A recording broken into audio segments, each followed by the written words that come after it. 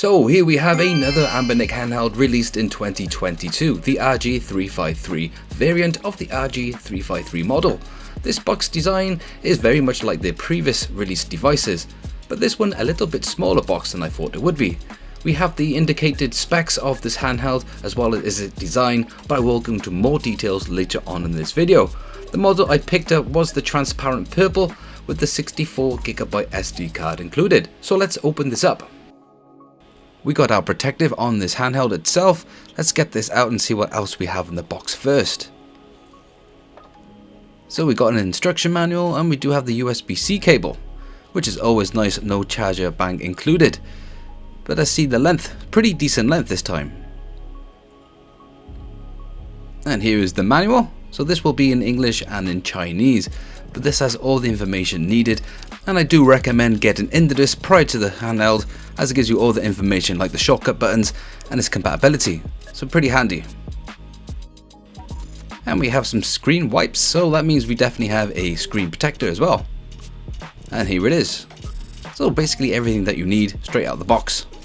And let's have a good look at this handheld now. Get rid of this protection. And here we have it, the clear purple transparent, much like the original Game Boy, but I would say the colour is not as heavy as I thought it would be. That D-pad is feeling very good and firm. We got some decent travel with the buttons, and now we do have the design on the back. The one thing I was not really looking forward to is those triggers. On the side we do have the two SD card slots, one for the OS and then one for your storage. And then we do have a USB-C charger. Then we have the volume dial, which has a very thin travel to indicate. Yeah, these back triggers do have a bit of a clicky feel, which is pretty nice, but still I'm not 100% on the placement. I can't really see this reach around getting a bit too comfortable after some gaming sessions. But it does depend on what system and games that you are playing. And those analog sticks, they do feel very professional and very nice. They do have an L3 and R3 trigger. And to show here, the travel is pretty nice with these front facing buttons. And so is the D-pad. So nice professional quality that you would find on a standard controller these days. The start and select button do have a rubber type of texture, and that function button does have a bit more of a travel to it. But overall, the quality of this handheld is very professional. We do have a little ridge at the back there to give you a bit of a grip. That reset button is pretty tiny. Now personally, the thing I like to do with any new handheld is make sure I got my screen protector on first, because originally I did learn the hard way and I regretted breaking the screen. So let's put this on first before anything else. This did take a couple of times, but now get all that air bubble out and there we go. Now let's head into the hardware specs to get a better understanding and expectation of this handheld. Straight to the processor, we do have a 1.8 GHz quad-core 64-bit Cortex A55, the same as the rg503 that previously came out and the rg353p, and close to the rg552. But now this model does have a 2GB DDR4 of RAM, which is a decent speed of RAM, which is nice to see, and 2GB should be more than enough to get these lower end systems, but we may be lucky to get some more demanding systems, but we'll show that later on in the video. This being the V model of this release does have a 32GB of high-speed eMMC built in with two SD card slots as I shown earlier. One is 16GB for the Linux OS and the extra is for an SD card slot to fit all your storage. I went for the 64GB model, where the VS model is different and has a 16GB of storage built in. The Android that is built in as the OS is version 11 with OTA update available. The battery is 3200 mAh, so around about 4 to 5 hours of gameplay depending on the demand of systems that you are playing. It does have about an hour charge time and a 3.5 touchscreen for the V version, where the VS version doesn't have a touchscreen, but it's the same ratio and screen size with a 640 by 480 resolution, which is absolutely fine considering its use. We've got 5G Wi-Fi and Bluetooth 4.2. Oh, and just the one mono speaker, which I'm personally a bit skeptical about, but we'll definitely see soon later in this video. Now let's boot this straight up into Linux, my preferred way of interface, and OS for the retro games, just taking around about 22 seconds to get a complete boot. As it is using Linux as its OS, it comes with a custom version front end much like Emulation Station that you see on these retro Pis. Now of course you'll be able to play your Game Boy games, a potato could even play these. I really find these GB games to look great with a style of vertical build design, being the first of this type of style that I've experienced with a dedicated emulation handheld. Again, I will mention the build quality from Anbernic is just great, almost matching this as the original Game Boy Color itself. GBA looks awesome, especially with this screen, and PS1 just runs flawlessly, which it should be at this price and specs. I have to say, systems that can utilize a full screen coverage due to its native resolution, they have that pixel perfect type of fit, do look awesome with this screen.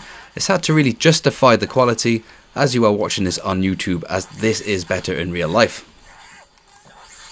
One thing that this OS likes to do and front end is apply some filters and some screen settings, so you may have to go and adjust about things that are more recommended, but all in all, straight out of the box, this is a good experience. But we all know that this handheld should be more than capable of handling these systems, but can we get even more demanding systems out of this handheld? Before we do though, here's a quick example of the sound quality from this speaker.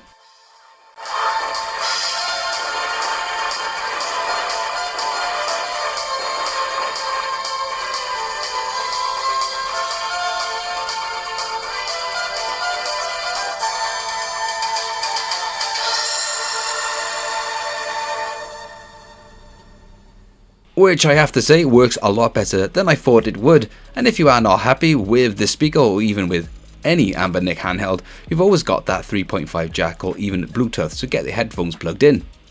For the rest of the video I'll show you the video output as well, but to do this, for this handheld you need a micro HDMI to full sized HDMI.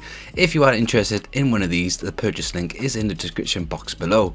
When using the video output with Linux OS, you have to have the handheld completely turned off. First then plug it in, then boot it up. But I found the process very finicky and having some constant connection issues, so I will now be using the Android side of things. I'm just going to remove the SD card with Linux and boot it up. Probably there is a button combo to boot up Android, but this is the way I'm just going to do it. But anyway, this takes around about 30 seconds, not too shabby at all.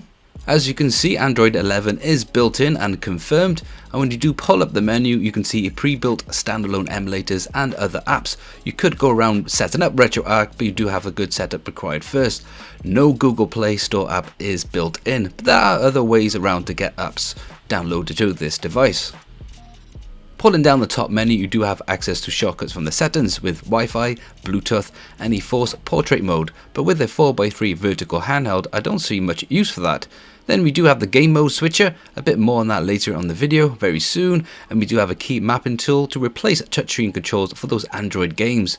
Then you have a processor speed, one set to auto and one to high, but I've never seen any benefit with that set to high in other devices. The game mode for this handheld I found a bit of a nightmare. First of all, just clicking on it just hung there for a good while, so I had to close it and open it again. And then when launching this, you should get a RetroArch setup initializer, but it just closed and I kept getting some bugs. So good stuff, we do have these standalone apps ready installed. Now personally I'm a big fan of video output with these devices. A good plug and play with some simple controller connections would be ideal, but that never seems to be the case. With this set up to my main TV, you can go to the settings and I found under advanced then HDMI you can change the resolution output from 720p all the way to 4K, which is pretty awesome, but we are stuck with the 4:3 ratio, causing a bit of an image stretch which does distort the image focus. So by changing the resolution to a higher one doesn't really affect it that much, and it does seem to natively fill your entire widescreen TV. Even under the TV settings I cannot be able to change it to the ratio to 4:3 due to the output source, which is very weird. But with some of these great emulators you can force some of these game images to 16:9 with some widescreen enhancements. Now the video output does work really well, but not as well as other handhelds that I've experienced, but it is something pretty decent. PlayStation 1 games, we can get a stable experience with ×2 resolution, which does polish up the games very nicely. But one test I like to do is getting Vagrant's story up and running on ×2, but unfortunately here we do get some frame dips, which is a bit of a shame. Though this handheld is capable of running Saturn games at a native resolution, the app that is included in the handheld won't even boot. Going on to DS games, they run really well as they should do, and I recommend turning on the high 3D rendering as the games do clear up very nicely. As well as running these games via Android, you get to use the touchscreen feature as Linux will not let you. Getting a bit carried away with Pikachu's face here. Drastic does run pretty amazing and is one of my favourite apps to use for emulation, and the titles that are thrown in it work really awesome. But always with DS you do need an extra screen, so some titles can be a pain to get around to use to play. Moving on to the N64 now, this is where the handheld steps up and shows its potential.